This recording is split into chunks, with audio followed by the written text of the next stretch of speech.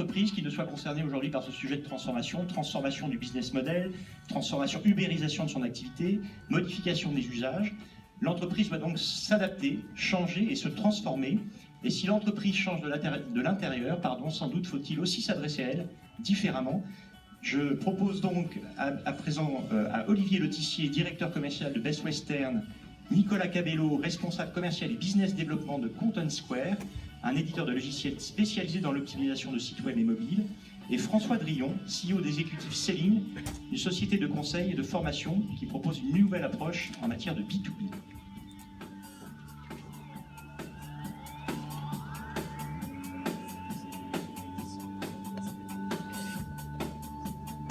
Bonjour messieurs, merci de votre participation à cette table ronde. Alors, quand on parle de Sales Intelligence, est-ce d'abord faire un constat, c'est qu'on ne peut plus faire de vente B2B comme on le faisait avant? Est-ce que le contexte a changé, François Drillon? Bonjour Stéphane, bonjour à tous. Oui, le contexte a changé.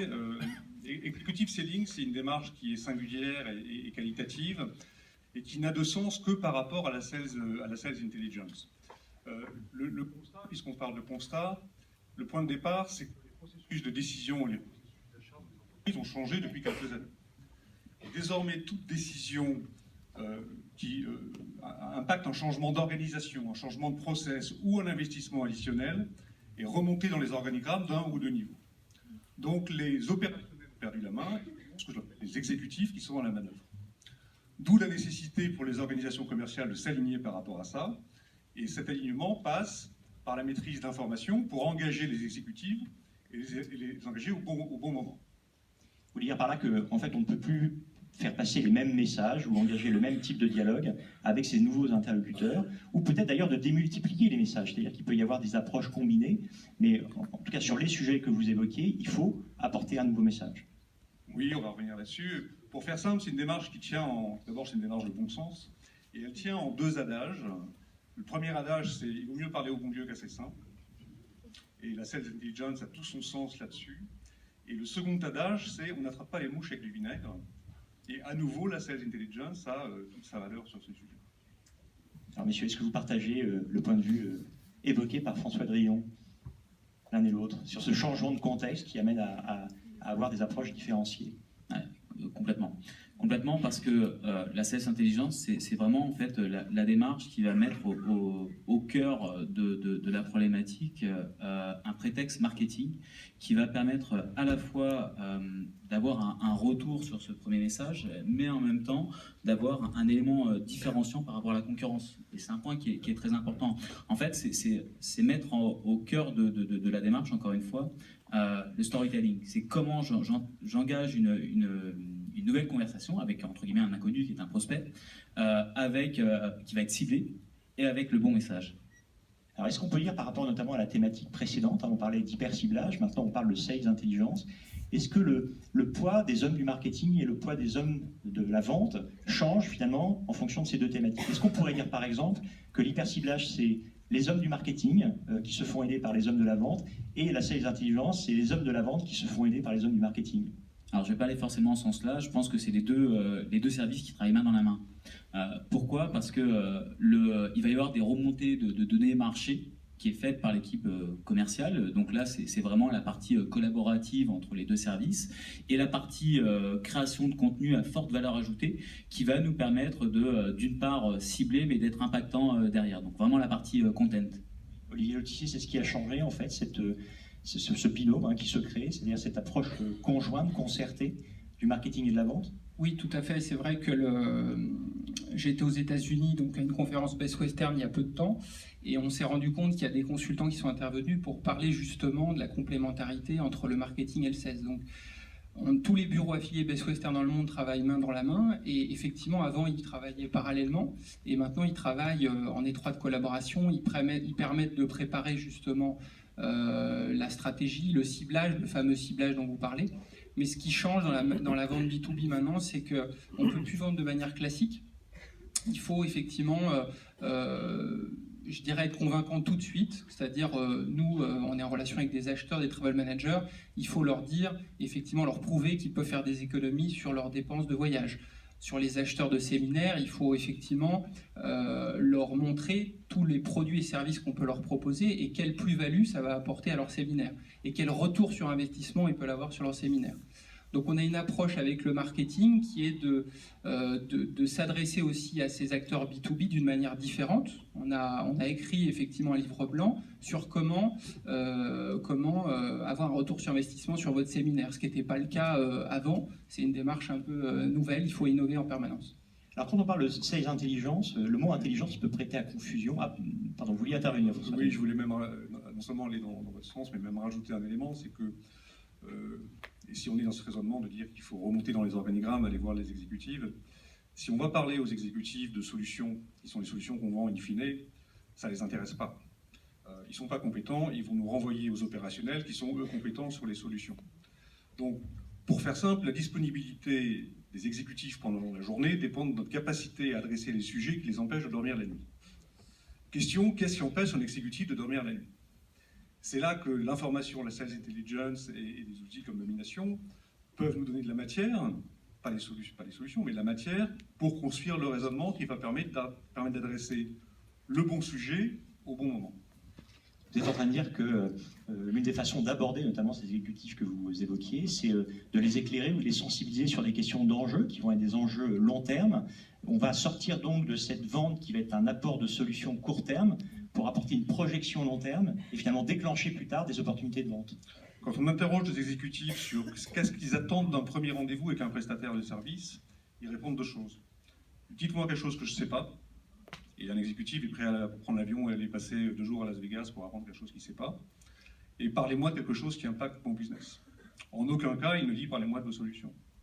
Ça sera le point d'arrivée, ça ne peut pas être le point de départ. D'accord, alors justement, j'abordais en fait cette question d'intelligence et notamment du contresens ou du double sens qu'il pourrait y avoir associé au mot intelligence.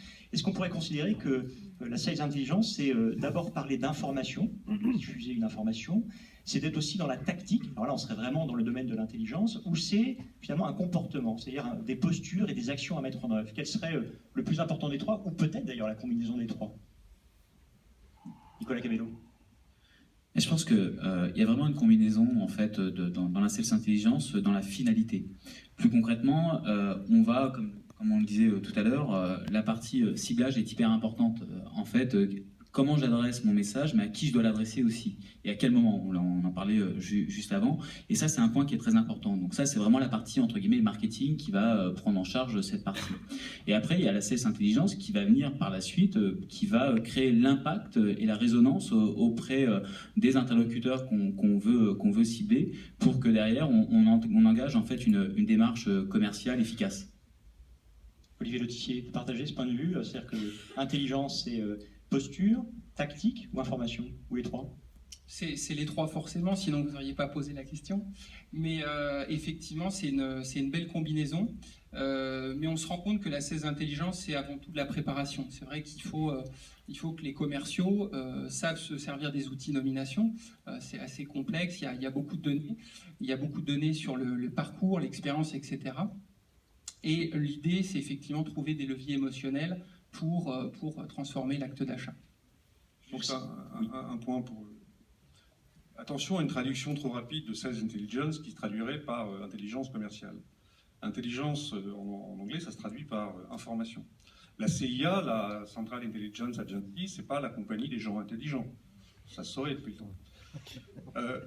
Donc tout ça pour dire que les outils de Sales Intelligence sont en réalité des outils d'information commerciale et que l'intelligence, elle n'est pas dans l'information, à l'échelle commerciale ou au marketing, dans leur capacité à exploiter ces informations. Oui, ça peut être des informations comme repérer des mouvements, par exemple, dont on va se servir justement pour engager un dialogue, ce qui me permet d'ailleurs de rebondir sur une question que je vous adresse, qui va faire l'objet d'un vote. Et dans votre quotidien, dans votre vie en fait, de commercial et de vendeur, est-ce que vous exploitez les mouvements de vie de vos contacts?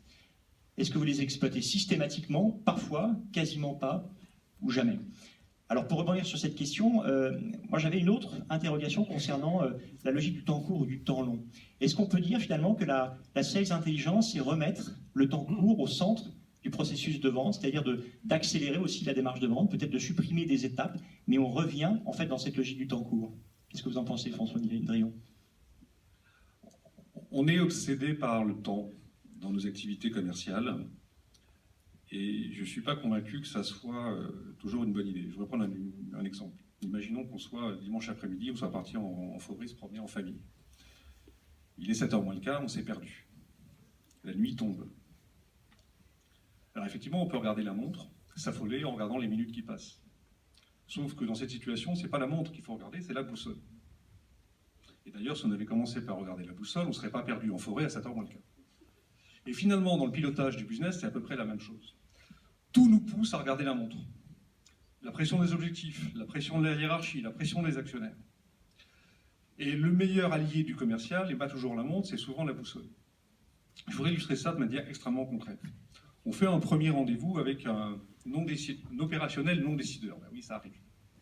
Et qui nous dit, c'est très intéressant ce que vous me proposez, je vous propose qu'on se revoie dans 15 jours avec une proposition. Soit on regarde la montre et on dit oui, et on risque peut-être de jamais signer parce qu'on n'a pas la bonne personne en face de nous, soit on regarde la boussole et on dit non. Non, parce que la bonne prochaine étape, c'est pas que je vous revoie avec une proposition, c'est qu'on monte un meeting avec votre N+1. Et simplement, au-delà de la technique, il faut pouvoir motiver ce meeting avec des vraies raisons, avoir compris la feuille de route du N+1, voire du N+2, et on revient sur cette notion de sales intelligence. Mais finalement, la sales intelligence, c'est pas la possibilité seulement d'avoir une meilleure montre et d'aller plus vite, c'est surtout la possibilité d'aller dans la bonne direction. Il vaut mieux aller lentement dans la bonne direction que vite dans la mauvaise. Alors on revient à ce que vous disiez tout à l'heure, vous parliez de sales intelligence qui était d'abord de l'information, c'est donc aussi de l'intelligence, c'est d'avoir de comprendre finalement qu'il y a des étapes à respecter, c'est cette logique de la boussole versus le temps court, celui de la montre. Est-ce que vous êtes vous aussi dans ces démarches-là qui sont des démarches intelligentes? J'organise finalement ma prospection avec des priorités et peut-être aussi des renoncements dans ce processus de vente. Oui, moi je pense que la sales intelligence permet d'améliorer le taux de transformation, parce que nous on a vu notre taux de transformation avec et sans nomination a progressé de 5 points, passant de 35 à 40% sur les demandes qu'on générait, les demandes qu'on traitait. Mais effectivement, la sales intelligent permet d'avoir une relation client plus fine sur la durée. Il faut que les commerciaux savent se servir de l'outil nomination. Mais le but, c'est d'avoir une relation continue sur le long terme, effectivement, avoir des points de contact tout au long de l'année pour justement pouvoir transformer de manière calme, posée, etc. Sur les contrats d'hébergement, on est face à des acheteurs et des contrats peuvent prendre jusqu'à 1 an pour signer un contrat cadre hébergement avec une entreprise et on le sait. Donc on ne se met pas la pression et nos commerciaux ne se mettent pas la pression. On a fait appel à des consultants, des cabinets qui nous ont dit effectivement, il ne faut pas que le commercial prenne absolument un rendez-vous, il faut qu'il apprenne à connaître l'entreprise, à montrer effectivement qu'il s'intéresse à elle et à ses enjeux. Et même s'il n'y a pas le rendez-vous tout de suite, on prend quelques informations, on les note dans notre CRM et après on revient une deuxième fois, une troisième fois. Donc même s'il y a plusieurs points de contact avant la prise du rendez-vous, eh bien effectivement il y a rendez-vous et donc on travaille sur le long terme et avec efficacité. Et comment ça s'organise concrètement dans vos organisations? Est-ce que vous avez des équipes commerciales qui sont dédiées à des approches particulières ou est-ce que c'est des commerciaux qui deviennent finalement très polyvalents sur l'ensemble de cette complexité du processus commercial? Je pense que l'organisation dépend aussi de la structure. Plus concrètement, quand on est une start-up, on n'a pas la même organisation et la même approche versus une société qui est déjà bien établie sur le marché. Je prends le cas de Content Square, où on évangélise encore un marché, il est important de créer de la valeur ajoutée au niveau marketing pour faire parler de nous. Et les meilleurs ambassadeurs sont nos clients. Donc capitaliser sur nos clients et derrière travailler sur du contenu hyper efficace pour cibler des bonnes personnes. Quand on travaille avec les confrères ou les concurrents dans un marché, c'est hyper intéressant de pouvoir cibler en fait nos prospects en ce sens. Je vais donner un exemple et un retour d'utilisation sur nomination. Dans la culture de Content Square, on a eu très rapidement en fait la culture marketing d'un contenu très ciblé, hyper quali et hyper intéressant. Sauf que il n'était pas en fait, on le faisait pas assez vivre. Et on a pris nomination entre autres pour ce genre de choses, pour justement pouvoir apporter la brique contact et ciblage de nos prospects pour faire vivre notre content. Et là, c'est un point qui est très important. Et si pour répondre précisément à la question, nous, on travaille vraiment main dans la main entre le service commercial et le service marketing qui crée donc du contenu à forte valeur ajoutée. Et la partie commerciale est là pour faire vivre ce contenu auprès des prospects, auprès des cibles qu'on veut adresser. Et on mesure vraiment les retours sur les approches commerciales pour générer du rendez-vous. Mais en même temps, on se rend compte aussi qu'un client ne va pas transformer lors du premier rendez-vous. En fait, le one-shot, ça n'existe plus, surtout dans le milieu du B2B, bien hélas. Et que derrière, en fait, il va falloir faire vivre en fait, notre client avec du contenu, avec de la démarche commerciale, avec des événements comme aujourd'hui, par exemple. Et c'est justement en ce sens que nous, on a voulu s'outiller avec un outil performant qui permet justement de cibler correctement nos prospects et d'utiliser une base fiable. Et on parle de la base de données, on voit qu'il y a un besoin finalement d'énormément de structures et de contenu pour pouvoir s'inscrire dans une démarche qui soit efficace. Il y a une étude qui a été menée par Nomination en 2015 qui montre que justement 80% des personnes interrogées pensaient que les solutions qu'ils utilisaient ne fournissaient pas toute l'information utile à leur travail et que 55% pensaient de ne pas être suffisamment informés de l'actualité de leurs prospects. Ce qui m'amène à poser une question. Je me tourne de nouveau vers vous pour vous poser la question suivante. Est-ce que vous avez mis en place une solution pour améliorer la qualité de votre CRM? Oui. Ou est-ce que c'est quelque chose qui est en projet? Non, mais c'est intéressant. Ou non. Cette démarche justement de collecte d'informations, et notamment d'une information qui va devoir être fraîche, vraie, pertinente, est-ce que ça justement c'est un des grands enjeux, notamment de l'efficacité commerciale, d'avoir ces données en temps réel, mais qui soient surtout validées, tamponnées, et qui donc offrent une vraie garantie d'exactitude? François Drillon. C'est difficile de dire non. Oui, je dirais oui plus que jamais. J'ai en tête une démarche de prospection proactive, extrêmement qualitative, que je déploie sur des équipes plutôt de chasse grand compte ou mid-market. C'est une approche qu'on a baptisée la Power Letter. La Power Letter, on parlait d'emailing tout à l'heure, en disant qu'il n'y a plus de stats sur l'emailing. Là, c'est pas un emailing, c'est un courrier. C'est-à-dire que c'est un courrier qu'on envoie dans une vraie enveloppe physique, avec une vraie adresse écrite à la main. Ça existe encore? Et oui, sans sortir une étiquette de la machine, avec un vrai timbre, et pas la machine à infranchir.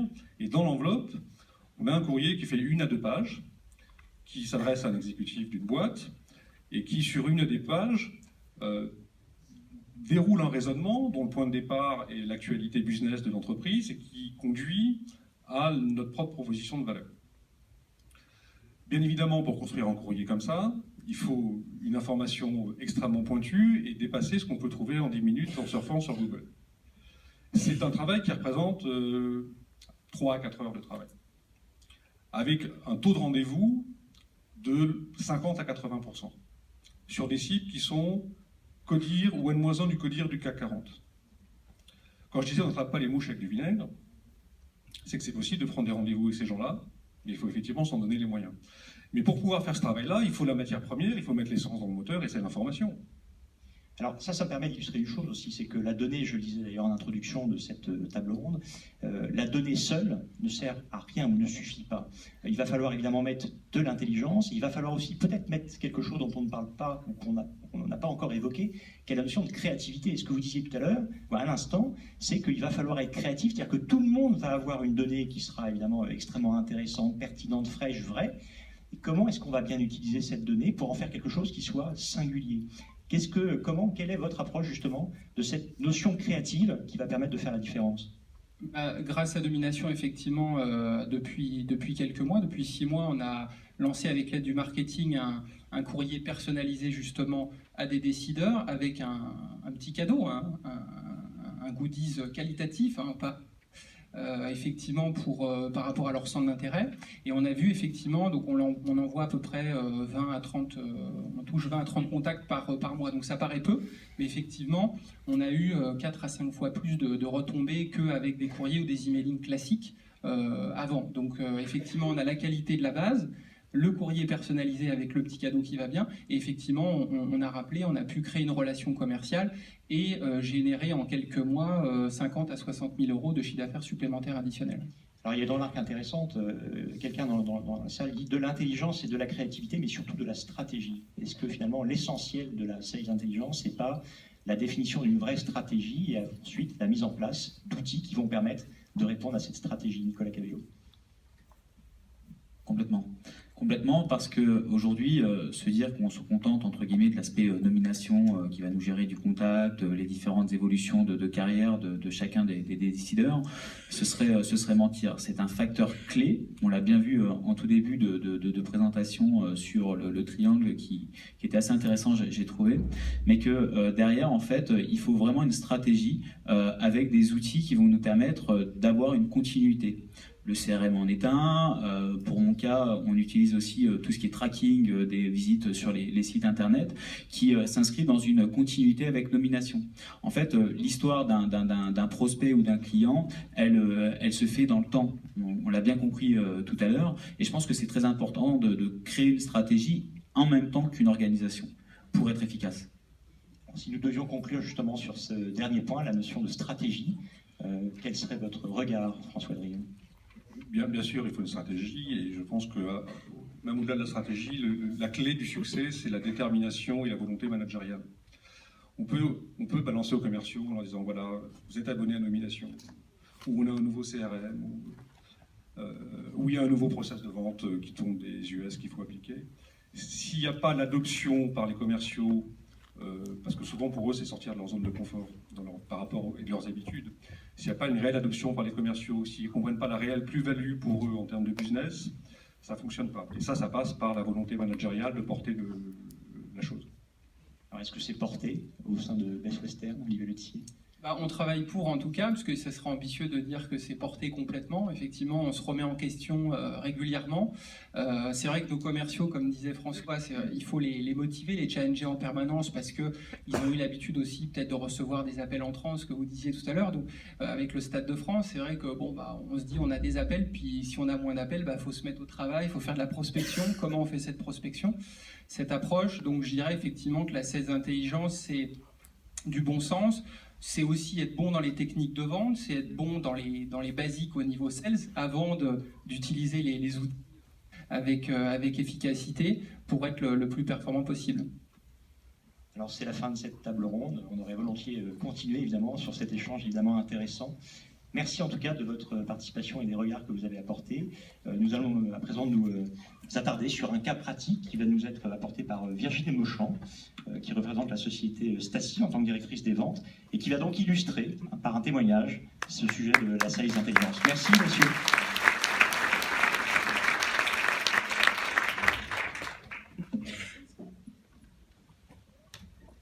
Bonjour Virginie Mauchamp. Bonjour.